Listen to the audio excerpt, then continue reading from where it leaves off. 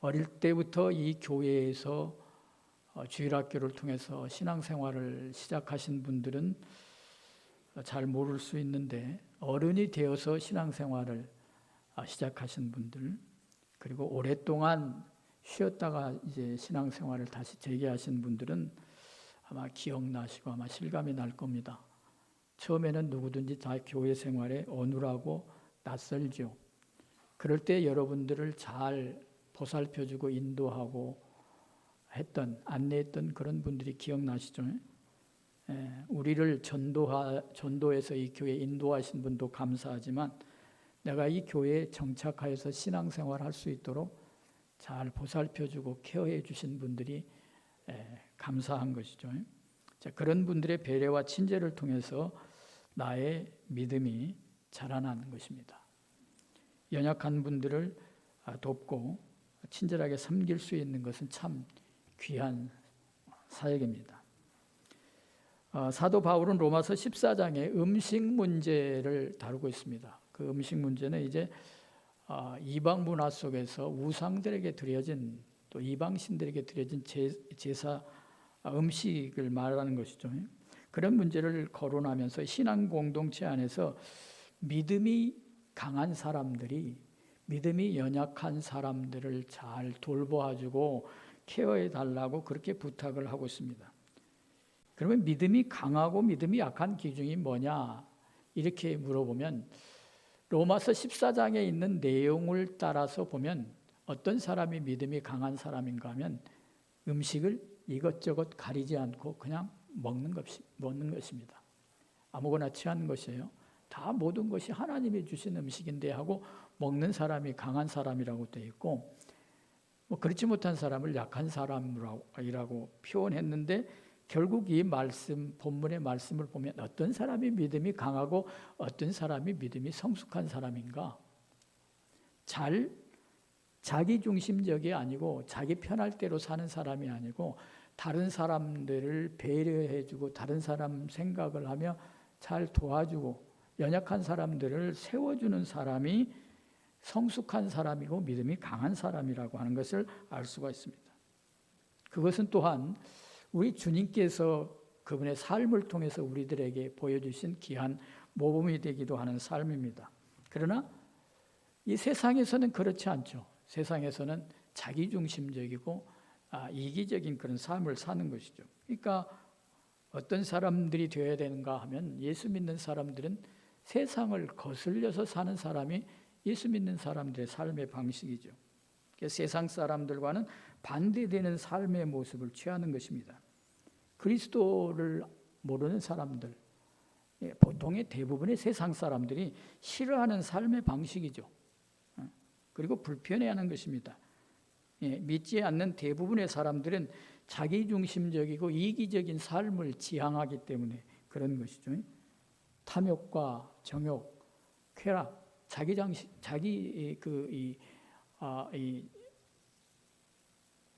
만족에 충실한 사람입니다. 그리고 강한 자는 약한 자들 어떻게 하는 것이 질서예요? 짓밟는 것이죠. 정복하고 집어삼키는 동물의 세계의 질서와 조금도 다르지 않는 것이죠. 양육강식의 그런 질서입니다. 여러분들, 나단 선지자가 바세바를 범했을 때, 다윗이 바세바를 범했을 때 나단 선지자가 다윗을 꾸짖을 때 들린 그 예화를 기억하시나요? 네, 그 예화에 보면 이런 예화가 있습니다. 한 성읍에 두 사람이 있는데 한 사람은 양과 소를 많이 가지고 있는 부자였습니다. 그런데 한 사람은 암양 새끼 한 마리만 가진 아주 가난한 사람이었어요. 그래서 그 가난한 사람은 암양 새끼를 마치 자기 딸을 키우듯이 정성껏 사랑스럽게 그렇게 키웠습니다. 그런데 어느 날 어떤 손님이 부자 집에 찾아왔어요.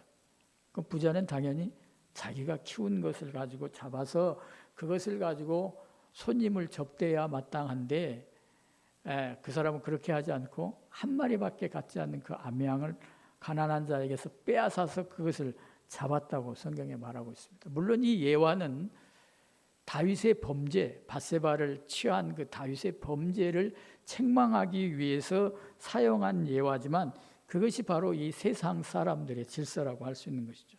탐욕과 욕망이 끝이 없습니다. 때로는 그 욕망을 채우기 위해서 힘없는 사람을 제물로 삼기도 하는 것이죠. 탐욕과 이기심이 가득한 것이 세상의 질서이고 또한 이 세상을 이끌어가는 힘인 것이죠. 그런데 오늘 본문의 말씀은 거기서 우리를 돌이켜서 그렇게 살지 말라고 하는 것이죠. 남을 생각하고 배려하고 또 남을 세워주고 덕을 세우며 교회 공동체의 유익을 위해서 살라고 하는 것입니다. 특별히 연약한 자들을 잘 돌아보아서 세워주라고 그렇게 말씀합니다. 자기 편할 대로 자기 중심적인 삶을 살지 말라는 것이죠. 연약한 자들을 잘 이해하고 연약함을 도와주라고 말씀합니다. 우리가 그렇게 살 수 있는 것은 어떤 것이 근거가 돼서 그렇게 가능합니까? 부활의 신앙이 있기 때문에 그래요. 우리가 만약에 부활의 신앙이 없고 하나님 나라의 소망이 없으면 우리가 마음껏 이 세상 편리할 대로 사는 것이죠. 내 욕망을 채우며 쾌락을 누릴 대로 누리며 살아가는 것입니다. 그것이 세상 사람들의 삶의 방식이죠. 왜? 그들은 소망이 없기 때문에.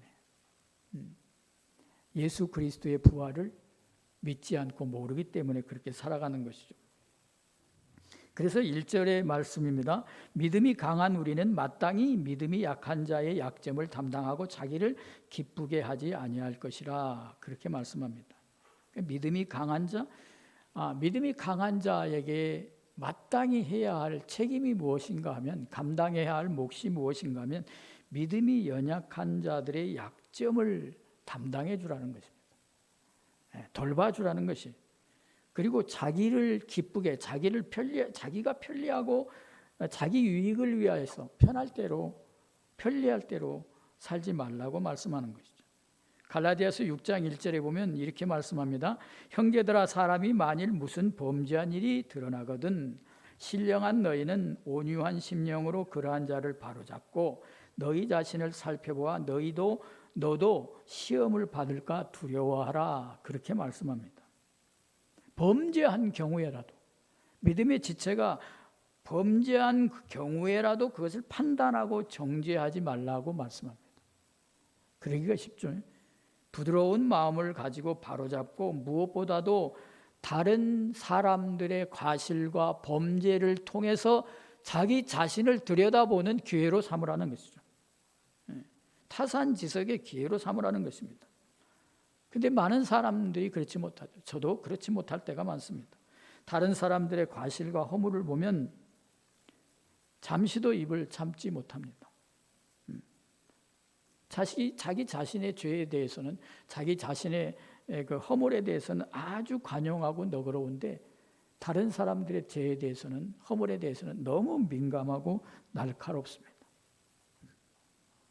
때로는 다른 사람들의 그런 부끄러운 모습들을 이야기거리로 삼아서 즐기는 때가 얼마나 많습니까? 마치 자기 자신은 그런 범죄와 전혀 상관없이 살아가는 사람처럼 장담하고 더불어서 다른 사람들을 정죄하고 판단합니다. 그것을 멈추라고 그렇게 말씀합니다. 오히려 그 연약한 사람들을 바로 세워주고 또 그 사람들을 도와주라고 말씀하는 것이죠. 거기서 담당하라고 하는 말은 가르치고 교훈하는 것도 포함되는 것입니다. 그래서 잘 케어하고 안내하고 가르쳐서 든든하게 이 교회 구성원의 일원으로 세워주는 것이죠. 그럴 뿐만 아니라 또 그런 기회에 내 자신을 들여다보는 것이죠. 내 자신의 연약함을 확인하는 것입니다. 너 자신을 냉정하게 들여다보아라. 데살로니가전서 5장 14절에 이렇게 말씀합니다. 마음이 약한 자들을 격려하고 힘이 없는 자들을 붙들어주며 모든 사람에게 오래 참으라 말씀합니다. 남을 정죄하려고 하고 남을 판단하려고 하는 내 입도 참으시기를 바랍니다. 그리고 내가 믿음이 연약할 때, 내가 아주 첫걸음을 할 때 나를 오래 참음과 기다림으로 친절하게 도와주고 안내했던 그런 분들을 생각해서 여러분들도 연약한 사람들을 잘 도와주고 친절하게 섬겨주시기를 바랍니다. 여러분들 비판하기는 참 쉽습니다. 그러나 우리가 그것을 잘 참고 섬겨주기는 어렵습니다. 그러나 오늘 말씀 속에서 그 어려운 것을 선택하라는 것입니다. 그것이 우리 주님 예수님의 모범입니다. 2절에 그렇게 말합니다. 우리 각 사람이 이웃을 기쁘게 하되 선을 이루고 덕을 세우도록 할지니라. 내 편한 대로의 삶이 아니라 내가 편리하고 내가 기쁜 대로 삶이 아니라 이웃을 기쁘게 하는 삶을 살라고 하는 것이죠. 이웃을 기쁘게 하는 삶과 사람을 기쁘게 하는 삶은 좀 차이가 있는 것이죠. 그래서 아마 사람을 기쁘게 한다고 하는 표현은 성경에서 어느 때 많이 사용합니까? 하나님을 대적하는 표현으로 쓸 때가 많아요. 하나님을 기쁘시게 하지 않는 사람들의 삶의 방식을 표현할 때 사람을 기쁘게 한다 이렇게 표현하죠. 그러나 그것과 차이가 있게 표현하기 위해서 바울은 어떻게 표현했는가 하면 이웃을 기쁘게 하라 이렇게 표현했습니다. 이웃을 기쁘게 하는 이웃을 기쁘게 하되 거기다가 덧붙인 말이 선을 이루고 덕을 세우도록 할지니라 이렇게 말씀합니다. 이웃을 기쁘게 하고 다른 사람들, 공동체 지체들을 기쁘게 하고 그들을 섬기며 또 그 가운데 무엇이 드러나요? 하나님의 선하심과 성실하심이 드러나는 것입니다. 그리고 교회의 공동체에 덕을 세우는 것입니다. 고린도전서 10장 33절에 그렇게 말합니다. 나와 같이 모든 일에 모든 사람을 기쁘게 하여 자신의 유익을 구하지 아니하고 많은 사람의 유익을 구하여 그들로 구원을 받게 하라 라고 말합니다. 절대 우리는 내 중심적으로 나 편리할 대로 살아서는 다른 사람들을 구원할 수가 없습니다.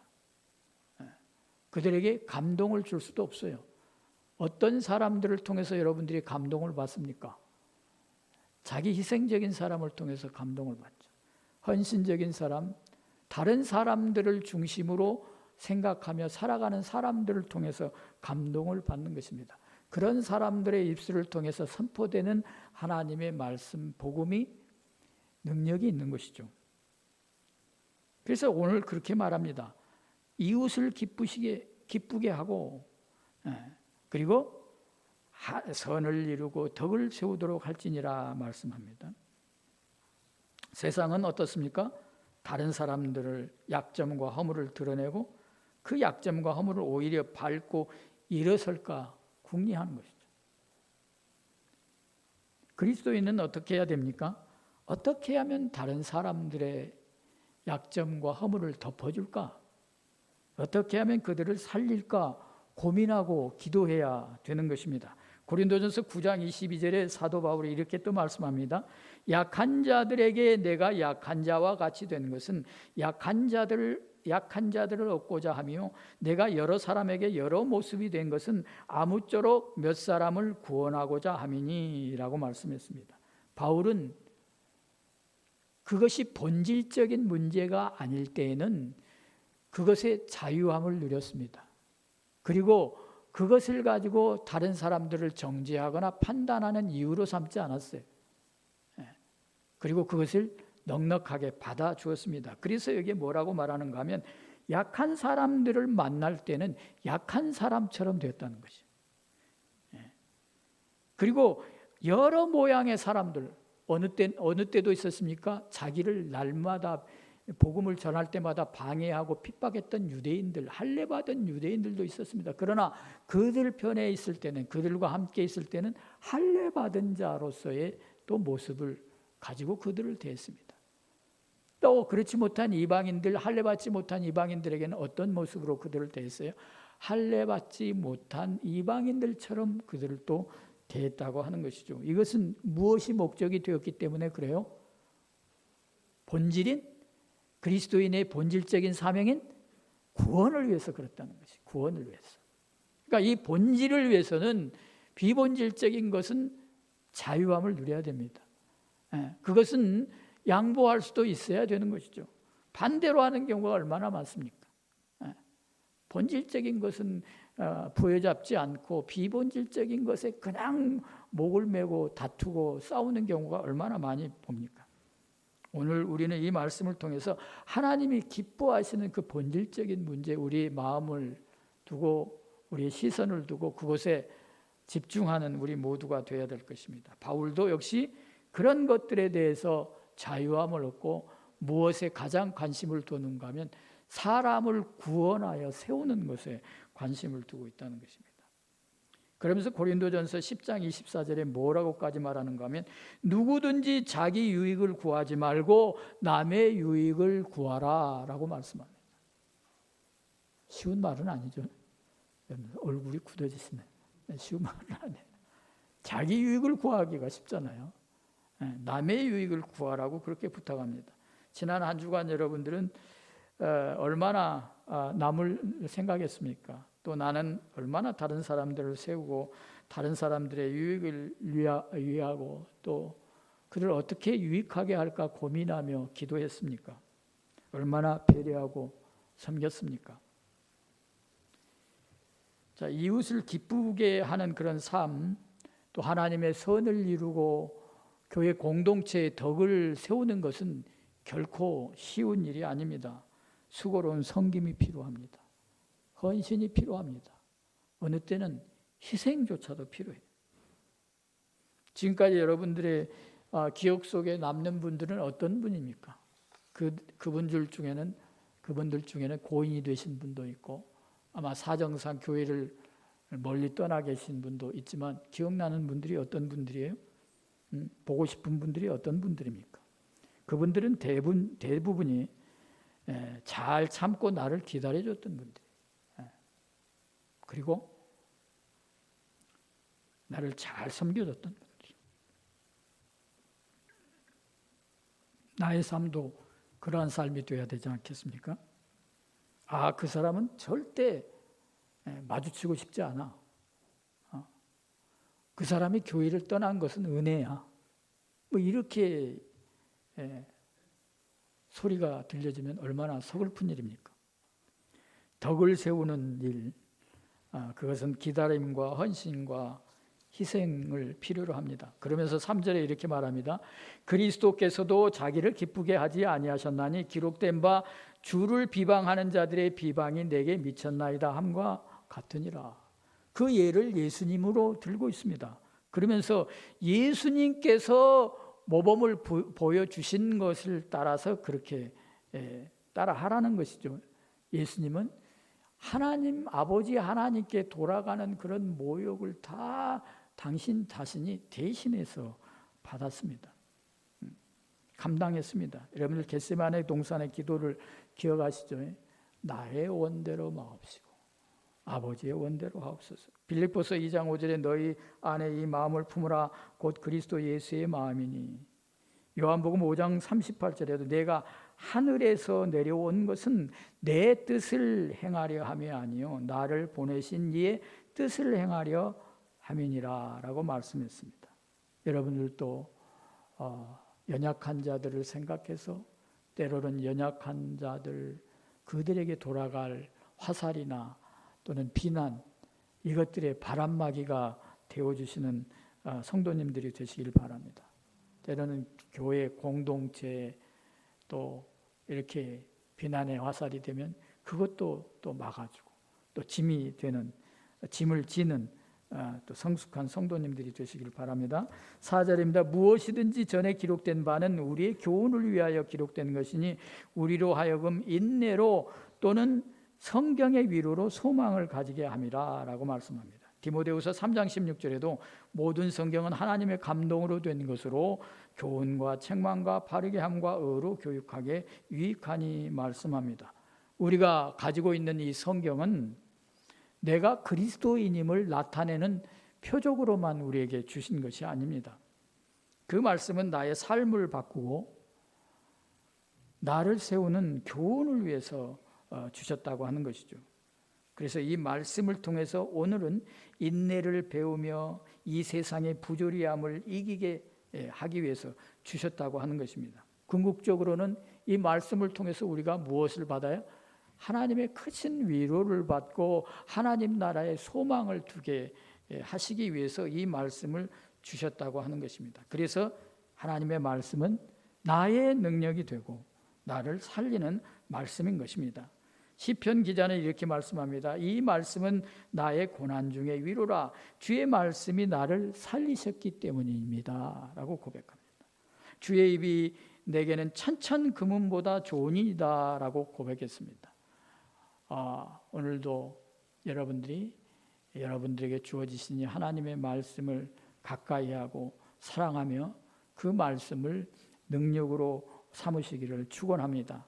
그 말씀 때문에 내 생각과 가치관이 변화되기를 바랍니다. 그리고 나의 삶이 고쳐지기를 바랍니다.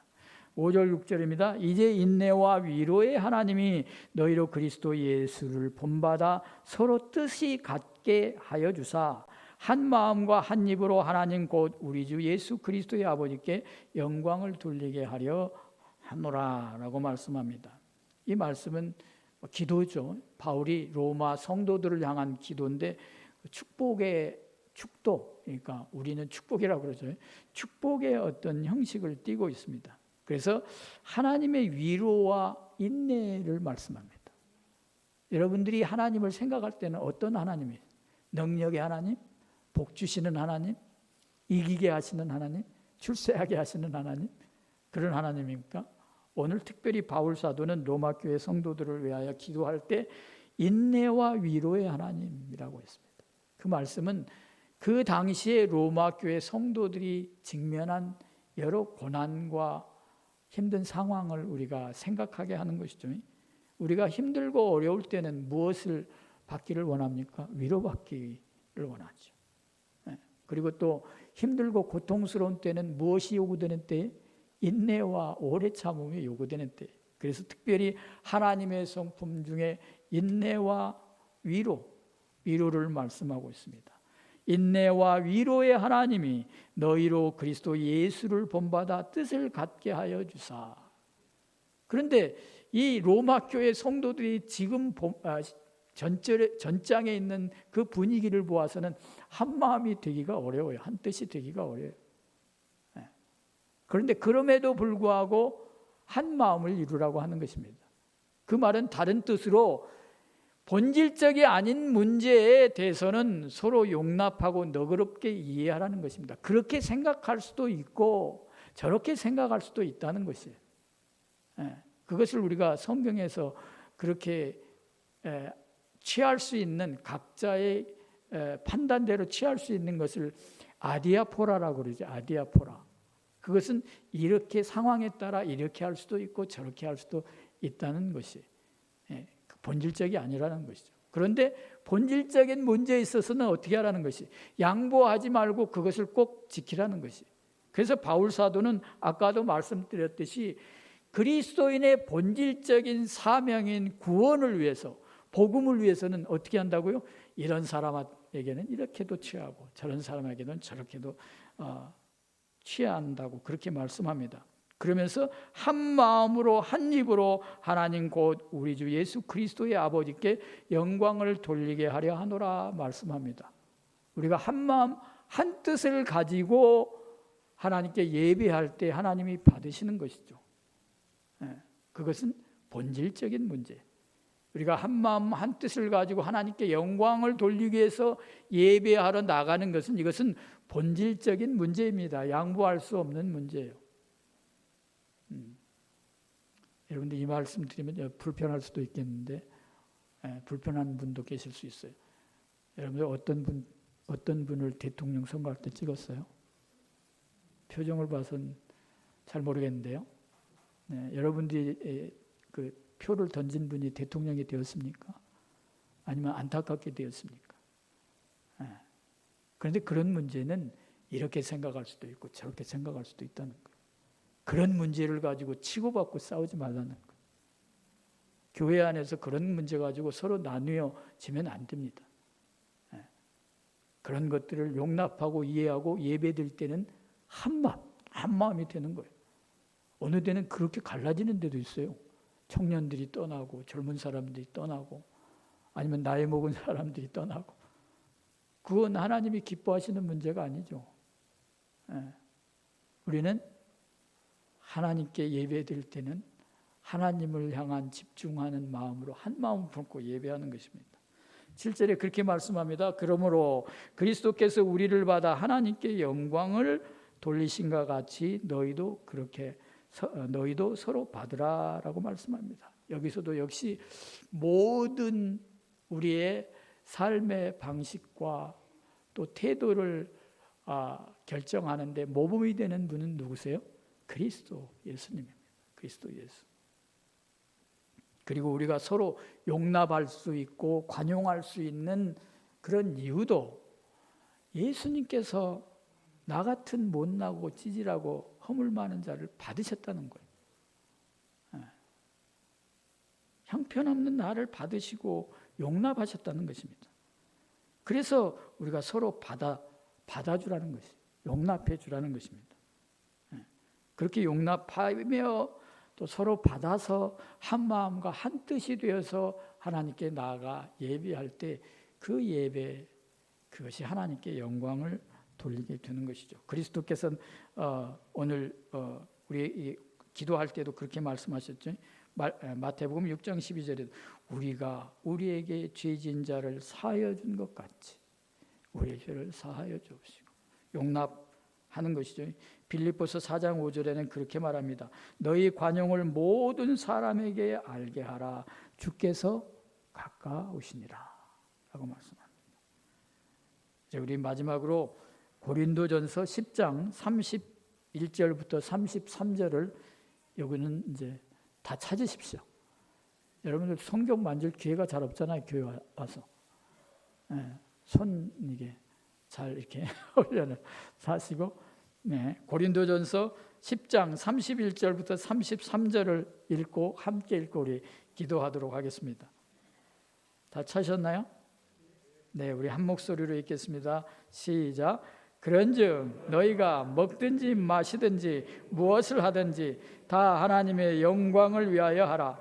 유대인에게나 헬라인에게나 하나님의 교회에게나 거치는 자가 되지 말고 나와 같이 모든 일에 모든 사람을 기쁘게 하여 자신의 유익을 구하지 아니하고 많은 사람의 유익을 구하여 그들로 구원을 받게 하라. 아멘. 우리 이 말씀 기억하시고 또 함께 잠깐 기도하겠습니다.